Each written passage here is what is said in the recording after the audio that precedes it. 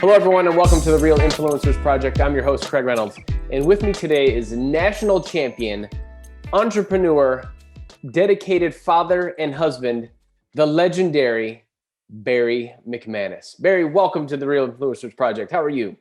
Good, Greg. Good morning. How are you? I'm doing well. I had to be as professional as possible, even though it's you and me. Like, I don't even. Yeah, this one for you is going to be tough, I think. Yeah, exactly. So for those of you that don't know, Barry grew up in Fort Wayne, Indiana, and it ended up being a hotbed of BMX for quite a while. Maybe not like some other areas of the country, but Fort Wayne produced some very incredible individuals from all walks of life, and a lot of people, migrated there and moved out of there. It was a really neat time that Barry and I grew up racing bikes and being able to go spend time with him there and train and ride and do the things that we did. First, Barry, how did you get involved in BMX? Neighborhood kids, really.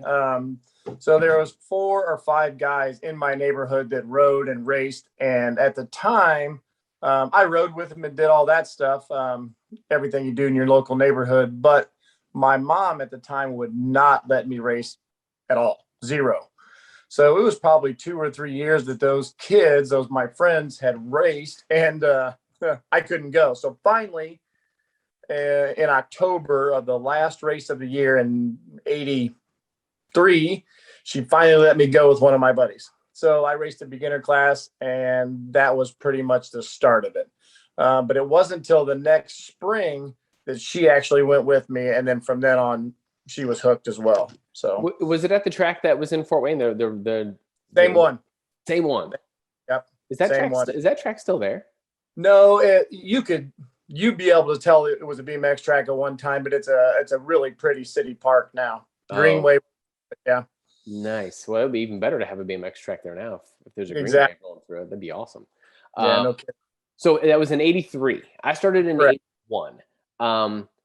I don't know when we ran across each other and met, but I certainly don't remember a time without you. And it had to be 13, maybe. Yeah. 12, 13. We were babies. Yeah. So like the first memory I went to the Coliseum races the winter of '83 into the spring of '84, and you were there, but I was still not racing at the time. So I remember it. Oh. I probably didn't talk to you. Yeah. See, and I didn't race nationals until the end of '85 or the beginning of '85. So we probably weren't around each other until sometime around in there. Interesting. I didn't know that was when you finally made it to the national level. Yeah, so I raced in 1884, raced just on the state level, and then got picked up on a team in winter of '80 or spring of '84, and went to just a handful of nationals in '85. So why did moms not want you to race? I don't know. I think it was a weird deal because I was playing Pee Wee football at the time, and that was way more dangerous than riding my bike on a BMX track. And I just think it was a fear thing for her. And once she went and got to experience it, she was hooked as well. So let's move on to get to the part where you were surrounded by some really awesome people like Brian Doty and that whole crew of people that you ran with that were really supportive of you. How did that come about? Because Brian was always a massive supporter of yours. Amazing individual, and I love the guy, and I love the things that he did with you and for you. And we would be stupid not to talk about him in this as well. Yeah, for sure. He, you want to talk about influencers? He was a huge one, and I couldn't tell you the year when he started popping up. He was always around. He was friends with Jay Hamby, one of your buddies. So I kind of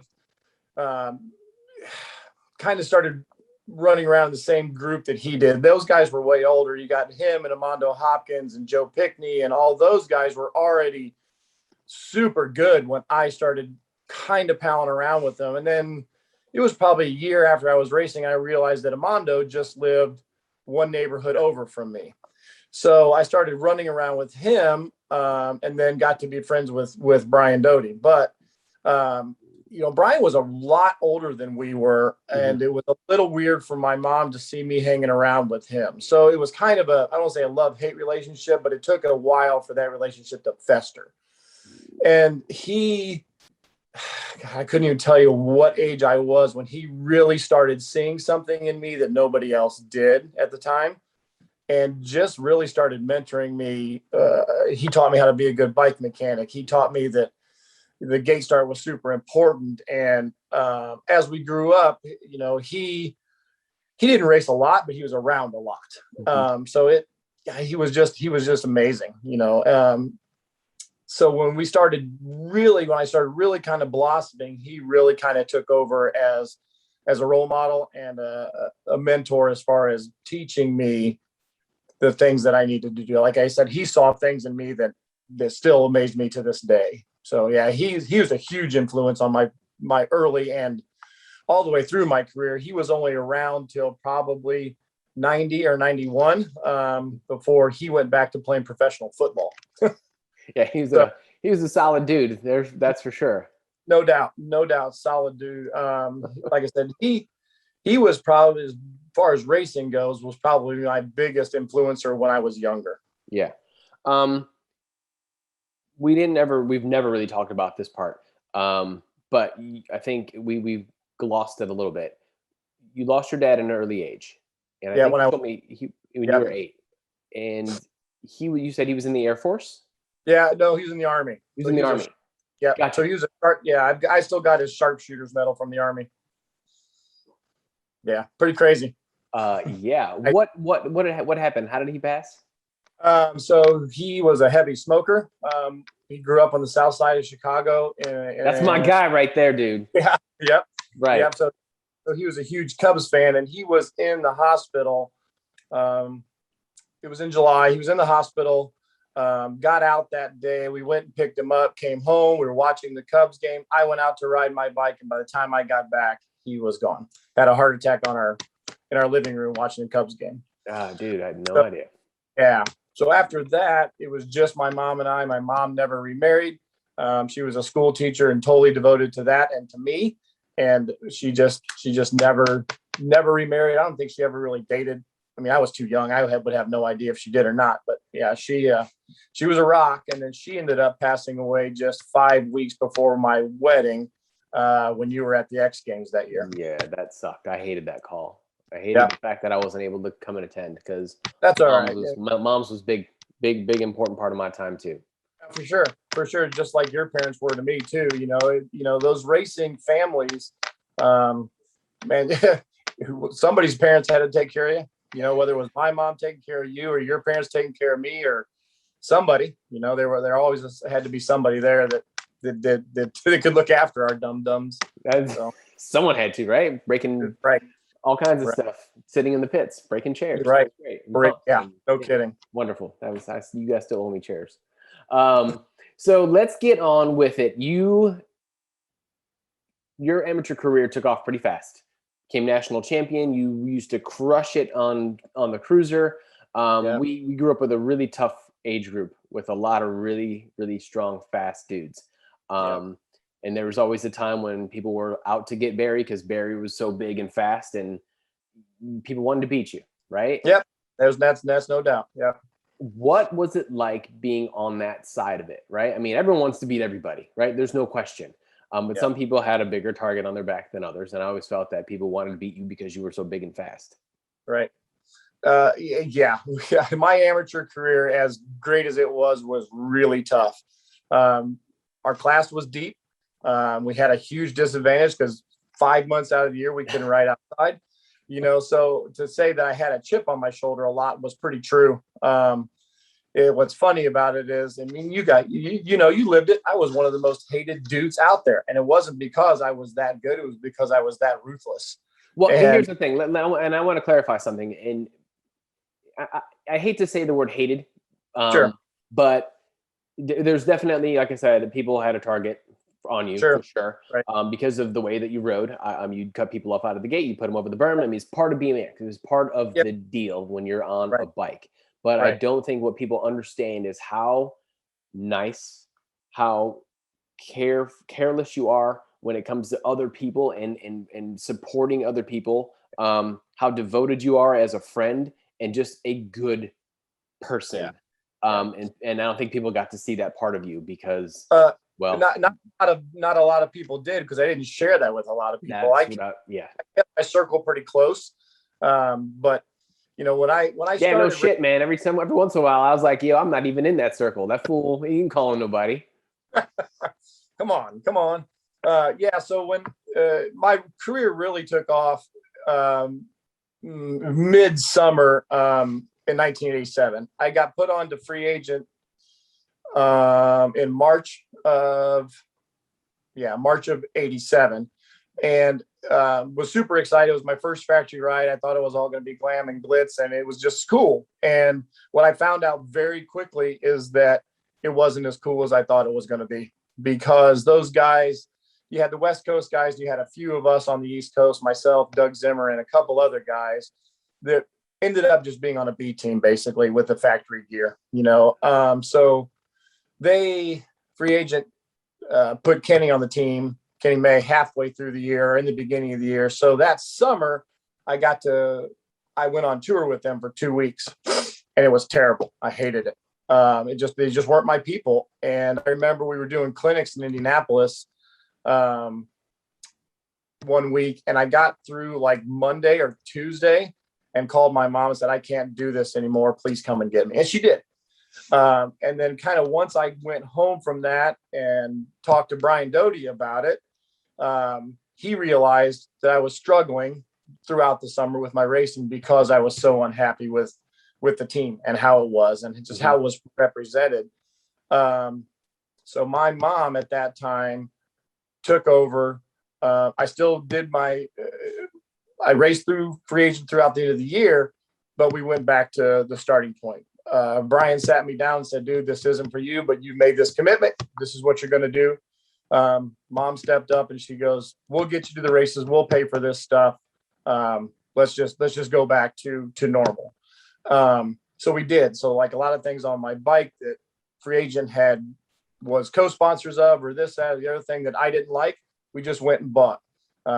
I went back to running Oakley grips. I went back to running the gloves that I wanted to run. I changed my shoes back to my flat Vans. And within about 2 weeks, I went on a hot streak towards the end of the year.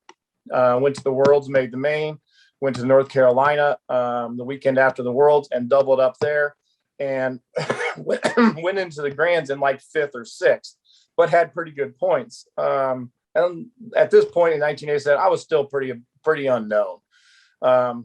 And the cards fell where they may at the Grands in 86 or 87. Ended up getting second in the main and won the national championship as a 16-year-old unknown. So that was a really big turning point in my younger middle of my career. And it was really only the second full year of racing nationals. So, and it was devastating to a lot of guys. And I think that's kind of where this animosity started amongst those guys. Like, because Kenny and BJ were capped out. You were ahead of me in points. Like I was the total long shot, and the cards fell where they made. Kenny didn't make it out of the semi. BJ didn't make it out of the quarter. I didn't make it out of the first moto. That's where I crashed. That's where you blipped your head. Hell yeah. In my head. Yeah. Yeah. And that race was a big turning point for me. And the biggest thing about how weird factory teams can be and satellite factory teams, I cracked my bike at the bottom bracket before we went to the Worlds. And I rode that cracked bike all the way through the Grands that year on a cracked bike on the drive side bottom bracket shell. What? Yeah. Oh yeah. Nobody really knows it. But so then at the hotel that night, Yvonne Shoup, the owner of Free Agent, came up to me, congratulated me, gave me a big hug, and said to me, I'll make sure you get your new bike next week. And I said, don't worry about it. My mom already bought me a new one. And that was it. I was done. Right. So what bike did she buy you? Bought another Free Agent limit, ripped the stickers off of it right away. But I had one Monday after the Grands. It was there. Right. Yeah. So that part of it, I think that's where the animosity started. I always felt like an underdog, and I still literally every time I got up there felt like I was an underdog, and I rode aggressive. I did I was there to win, and it's kind of what it boiled down to. Right. Well, and you won a lot, right? And I think that level of intensity that you brought would definitely get in people's heads right away. Yeah. Like I Yeah. think you Sure. had an upper hand on people because of the way that you approached it. Um, and luckily for me, we were friends, and that which didn't mean that I wasn't on the receiving end of some elbows or getting cut off. Right. Right. And rightfully so. I wouldn't have expected anything less. But I also knew you as a person, so I wasn't getting intimidated by that because I knew that's what Sure. you needed, Right. and I was able to compartmentalize my own deal and stick with what I Right. needed to do. But Right. it was sure was entertaining as hell watching it go down. You're like, God, Barry, rah, rah, rah. I'm like, yeah, whatever. You guys don't know him. You guys have no Yeah. idea how good of Yeah. a person Yeah. he is. And what's funny about that, some of the guys, you just kind of, I kind of just, I don't want to say pick and choose, but the cream always rose to the top. And even the people that I was super aggressive with on the track, some of them are still some of my great friends. Some of them aren't. Whatever. Right. There's some guys that I probably still wouldn't talk to. But it doesn't bother me. But there are, there was people that have been on the reciprocating end of my aggression or my aggressive riding that are great friends today. Right. Well, I mean, I think that speaks volumes to those people and what they can Sure. can tolerate and what they understand about the sport, right? It's part of the Absolutely. deal. Yeah. What's funny about that whole thing is that, being on those teams, and you felt it too. You went through the same similar situations, when you get lost in your riding, you just kind of look for your home base, your home team, and that's where you end up because those people will help you, respect you, love you no matter what. Exactly. And that's on to my further into my career. I realized that was a big thing for me. I'd always end up with your parents or with Brian Colgrove's parents or with somebody's parents because I knew that not that they would take care of me, but I knew if I needed something, those people were there regardless, no matter what. Every time, and and they're still there, right? I mean, that's still to this day, right? hugely important. So we go through our amateur careers, we do what we need to do. We both of us bounced from sponsor to sponsor, and it's pretty interesting when I have these conversations how many people had sponsor troubles or went from different sponsor to this sponsor. Like when I talked to Tommy Brackens and his sponsor issues, and I read something about Eric Carter and his sponsor issues, and then Todd Lyons and his sponsorship issues. Like, good Lord, these are great people. I guess that's the norm because I used to think, man, maybe it's me, maybe I'm the issue. What am I doing that's causing this? But really, I think that's just the nature of the sport, it seems. I think it's the nature of the sport too. I think that our sport is, I won't say volatile, but it changes so rapidly. And the people calling the shots are generally not the people that are on the ground, and it's hard. It's hard. Yeah. No question about that. So talking about home, this is what we're going to get into Reynolds Racing. Sure. I had left Bad and Company, and I told my pops, I was like, let's just do our own thing. I'm going to do my own bike. And my first call after talking to Pops, and I spoke with Shag Shaughnessy about what it's going to take, what's it cost for you to make bikes for me, which Shag, thank you. I appreciate that. Right. I called you. I said, Barry, I want to start a bike company. And the only way I can really do this is if you're on my team with me. Yep. Yeah. So, I mean, I remember the call, and it was a very short call too. Hey, I'm thinking about doing this. Are you in? Yes, I'm in. Okay, done. That was it. Honestly, that was it. And then you hung up on me because you don't know how to say bye to people on telephone. And I say goodbye every time now. No, you do not. You do not. You never have. I'm not here. All of a sudden, you're like, yeah, okay, bye. I'm like, wait, I was trying to tell you something. Like, I'm on the phone, it's a dead air, and McManus is just gone. He just disappears. I ain't got time to be messing around. Goodbyes. All right, we're going to go into the Reynolds Racing. But first, we need to go back to the time that I called you and said, hey, dude, I bought some springs. All right, listen, I used to have this really fun Honda CRX, and I loved it. 1988 was the second car I ever had. It was great. It was so much fun. And I called Barry. I said, dude, I bought some springs. I'm going to come out. We're going to lower it. And I had I bought springs. What am I going to do? Not a clue what I'm doing. But I knew I was going to see Barry, tossed my bike in the back, drove to Fort Wayne. And the drive to Fort Wayne was not easy. Like, it was a tough. It's still bad. It's dead road out there. There's nothing. You're just driving straight line on 80, and it's just horrible.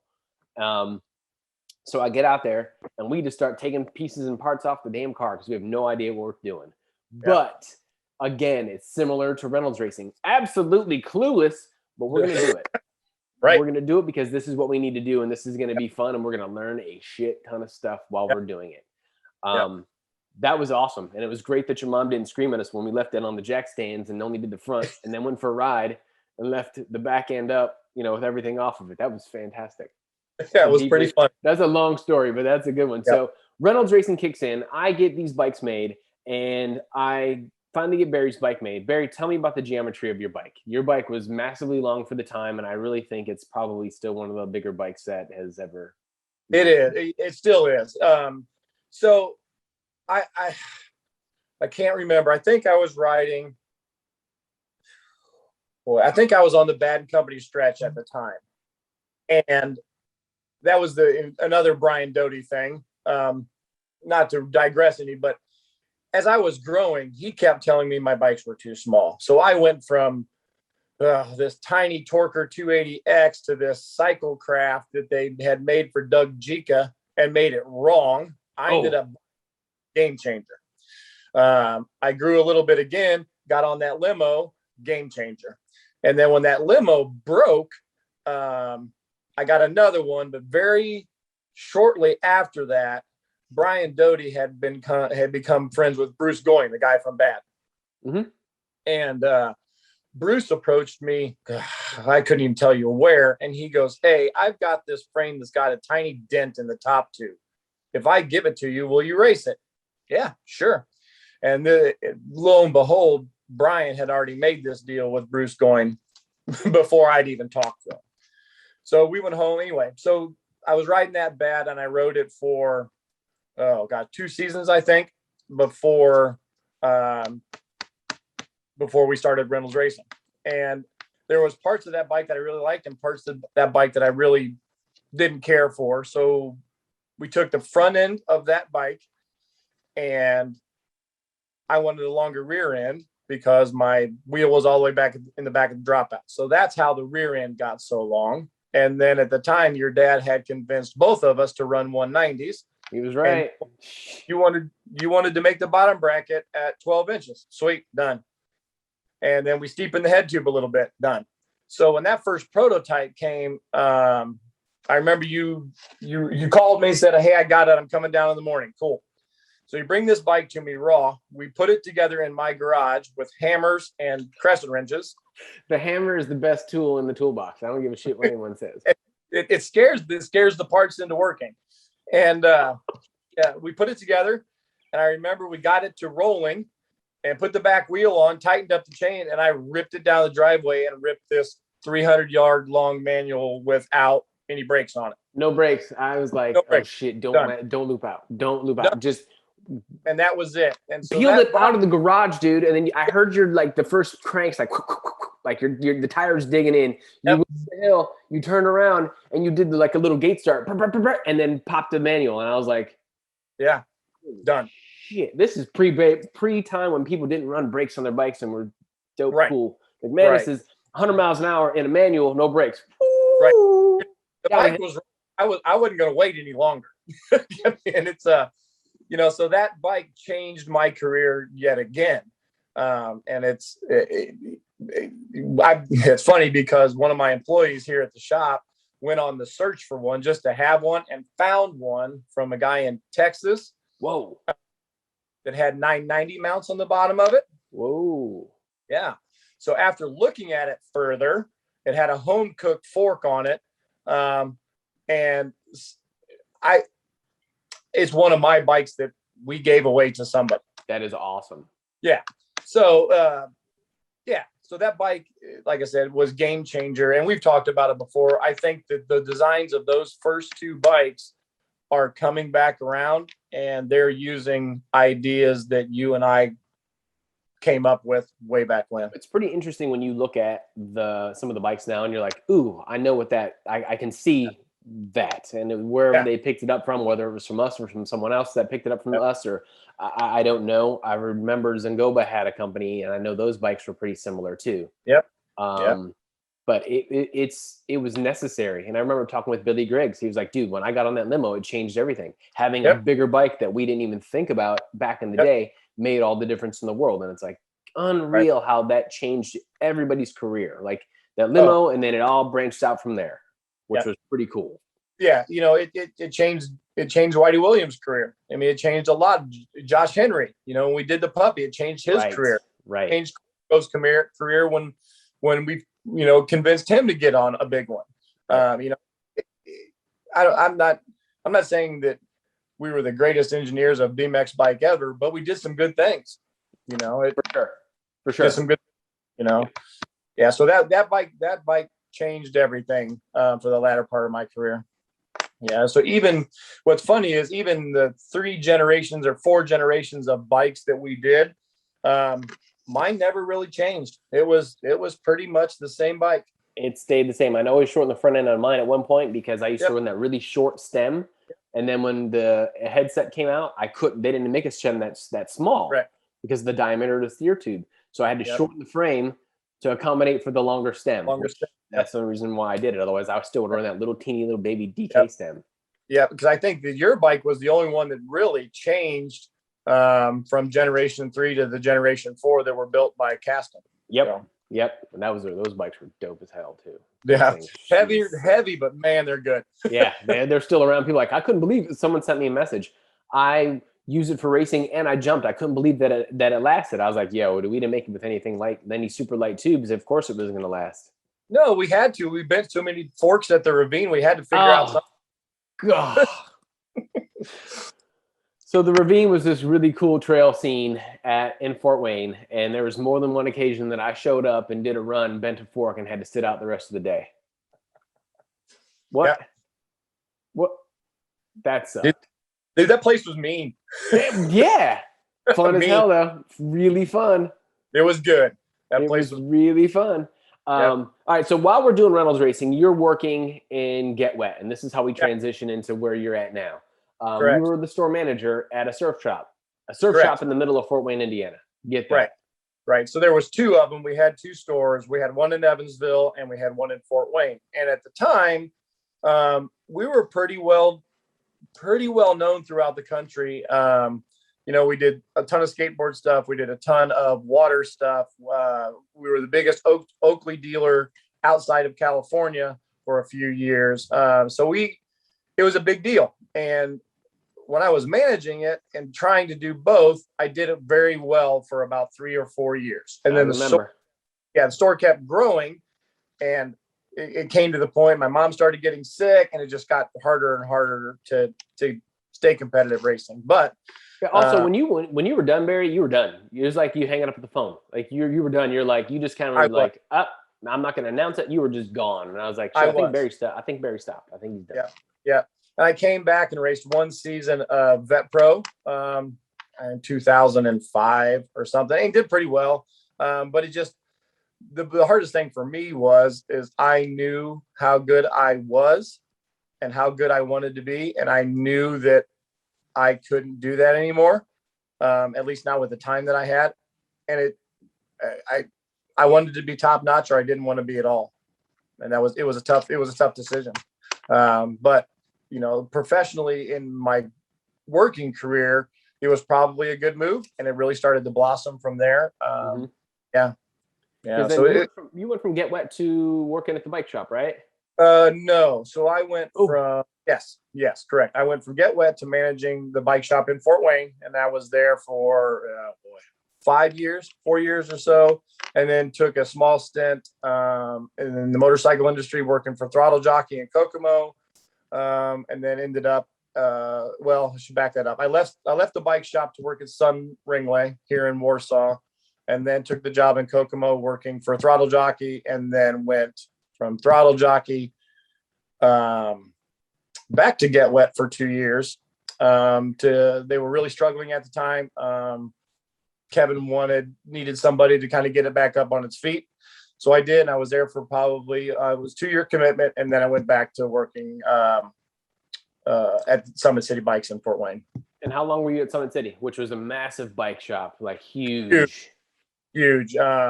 Again, it was the biggest standalone specialized dealer outside of the West Coast for many years. And I was there probably 11 years. Wow. Yeah. Yeah. 15 years total. Okay. And then at Yep. that point, you realized and had the opportunity to buy the bike shop in Warsaw. I did. Yep. And you end up doing that. Walk me through that real fast, because that's awesome. I mean, Yeah. Jesus, everyone thinks about it when they're a younger kid. Like, I want to own a bike shop when I get older. I can be around bikes all the time. And then you go to, you're like, shit, I'm not doing that. But you did it, man. Yeah. So the owner of the shop that I purchased, I was friends with their son, and been friends with their son since we were little kids, maybe about the time I met you. But anyway, he passed away, got in a motorcycle accident, hit a deer, and passed away. Well, the parents, he passed away in October. Well, that January, they were going to transfer ownership from the mom and dad to the son. And so that was in 2011, October of 2011, he passed away. Well, fast forward about a year or so, it would have been 2012. I get this phone call from his mom and says, are you in Warsaw? And I said, yeah, I am. What's going on? She goes, I need your help. Can you come down to the shop? Sure. So I only lived a couple miles away. So I drove down, and again, being selfless. Yeah, I drove down, and she was on the sidewalk helping a kid do something with her bike. So the kid rides away, and I bend down and I pick up the tools. And as I pick up the tools and turn around, she's standing there crying. And so basically says, I go, oh gosh, what is it? What's the matter? What can I do? And she goes, I don't want to do this anymore. And I kind of chuckled, and I'm like, you don't want to work on this kid's little bike anymore? And trying to make light of it. And she goes, no, I don't want to do this anymore. And I went, oh. So she was basically telling me that she wanted to sell the shop, and it took a couple of years to kind of get it finalized. It was a really hard deal. We got pretty close the very first time, and they realized they wanted to go one more year. Okay, so that's 2000 and into 2012. Well, in 2013, we approached them again, and they realized that if the husband worked one more year, he could collect full Social Security. Okay, fine. So we get into late 2013, early 2014 maybe, and they approached me again and said, hey, we're ready. And I was like, okay, are you sure you're ready? Yes. Well, so it took 10 months of deliberation and homework and research and everything to kind of get it finalized. But somewhere in the middle there, I started having doubts whether I wanted to do it or not. And one Sunday morning before church, I told my wife, Courtney, I said, I don't think I want to do this. And she said, why? And I said, because I'm pretty comfortable and I have a pretty good career path going where I'm at. And she argued the fact with me, not in a bad way, but it was a topic of discussion for the whole day. I can see Courtney having a discussion with you. Yes. Yeah. And yeah, God love her, because she pushed in a very nice way and made me think very hard and deep about it. And it was a day-long discussion this whole Sunday. And then I was just scared. Basically, I didn't want to risk everything. I was comfortable where I was at. I wasn't going to. There was no room for advancement other than buy that shop in Fort Wayne, and it was so big that there's no way I could have financed it ever. So later on that afternoon, I just looked at her and said, hey, okay, I made a decision. We're going to go forward. And I remember she was reading a book or reading something and literally just glanced at me and went, good. And that was the end of the discussion. So we bought it in the last couple of days of October, first couple of days of November, and went from there. And it's been a huge blessing, a huge learning experience. It's been awesome. So we're coming up on 7 years this November. Amazing. That's absolutely amazing. What's the future hold? Obviously, you got 3 kids. One who my favorite girl in the world, elbows, wearing number 44 on the court. Yeah. She so I've got a daughter that's 13. It's playing pretty high level basketball at the moment.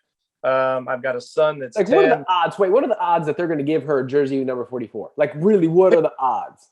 Well, what's funny is when she picked it, she had no idea what she was picking. Yes, you can't get away from it, man. You can't get away from it, Barry. Around me all the time. So she comes home with this jersey and takes it out and flips the numbers around, and I immediately go scrambling for my phone. Can't believe it. And send you that picture of it, and then she played on this travel team and didn't get the number, and she was super bummed. But then when she went back to playing this spring and summer with the Warsaw team here, she got it back. So we'll see. We'll see if it lasts. She loves it. Yeah, we'll see. And what are the other two doing? So I got a son that's 10 that is into everything. He loves bikes. He loves riding on the road. He loves racing his mountain bike. He's a nutball. That hasn't really found a clear path of what he wants to do, but that's great. He wants to do a lot of stuff. Hit a half do it all. Yeah, a couple weeks ago, and we'll see. That was hilarious that he made a half court shot at that age. That's nuts. I lost you. There you go. You're back. Got it. Yeah, I made a half court shot at age 10. They carried him off the court. It was kind of a cool deal. And then I've got a daughter that's 4 that's just crazy. So, yeah, she's my daughter that's 4 is pretty amazing, too. She's a big lover. She's super sweet and nuts all in the same package. So I love it. That is fantastic. Well, McManus, I know you're about to open the shop. I have no idea. Probably. Yeah. What do you open? 10 o'clock? Yeah. Yeah, well, you got 2 minutes. So we're wrapping this up. Right. We could do this all day. One of these times, we're going to do another one of these that we're just going to talk stories about our time on the Pathfinder Tour and our Reynolds racing experience. Like there's so much that we could have talked about today, but I really wanted to lay the foundation of where you came from and who you are and the people that brought you along, because that's massive, right? They're endless. I mean, the list is endless of influencers in my life. I've been trying to think about it for the last couple of days, and it's crazy. Anywhere from your dad to anybody. My wife. We could do a whole segment on how my wife has influenced me. Mm-hmm. So it's crazy. Yeah, that's the beauty of this whole process, and that everyone has someone or something that has brought them along. And it's great to talk about. I love it. I love having these conversations. So we gotta do one that just does those years from, the beginning of Reynolds racing through all the Hal and Steve and all that chaos, It'll be a chaotic talk as well, because, I can't keep a straight timeline. I'm going to go back and I can't, I'm not good at it. I can't do it. Yeah. Well, excellent, dude. Thanks for your time today. Anytime, brother. Absolutely. Don't say that, because you won't do it. I know you. Bye, Craig. See, there he goes right there. If you guys like what you're seeing, please make sure that you subscribe here on YouTube. And if you're listening on Apple Podcasts, subscribe there as well. Thank you for tuning in, Barry. Thanks a bunch, dude. Go turn some riches. Talk to you later. Later.